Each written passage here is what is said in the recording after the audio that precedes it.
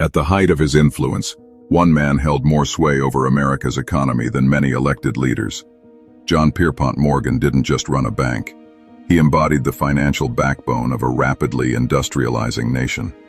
Born in 1837 into a transatlantic banking family, young Morgan absorbed lessons in credit, trust, and connections from an early age.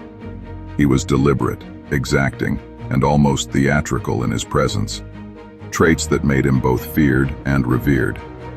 By his 30s, he was orchestrating mergers, restructuring railroads, and supplying capital where capitalism stumbled. This is the story of how a single financier became the linchpin of American industry and stabilizer in crisis, how money, taste, and ruthlessness combined to build an empire that shaped a nation's destiny. Here's an astonishing fact. In 1895, with the Treasury's gold reserves dangerously low, President Cleveland turned to J.P. Morgan. Morgan arranged a private syndicate that supplied $65 million in gold, effectively rescuing the U.S. government.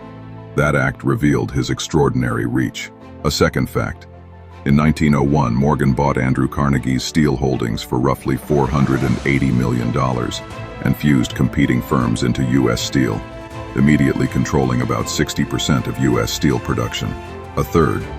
Morgan was the architect of railroad reorganizations across the country, consolidating lines, restructuring debt, and imposing financial discipline that many industrialists resisted, but which stabilized vital commerce. At his peak, he steered assets and credit comparable to tens of billions in today's dollars, a concentration of power almost without precedent. Despite his public dominance, Morgan was a private, complicated figure. He suffered from a disfiguring skin condition that made him self-conscious and wary of cameras. Yet he cultivated an image of quiet authority. He was also an obsessive collector. Medieval manuscripts, Renaissance paintings, and antiquities filled his homes. When he died, that collection, valued at over $60 million then, formed the core of the Morgan Library, a lasting cultural institution.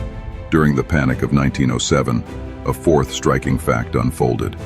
Morgan convened New York's leading bankers in his library, essentially forcing a plan that halted a national collapse. A fifth fact. His intervention in crises, combined with his art patronage and financial engineering, helped shape both America's economy and its cultural institutions. J.P. Morgan didn't merely finance industry. He steered the nation through peril and left a public legacy that outlived him. And in the end, power tempered by responsibility is what built modern America.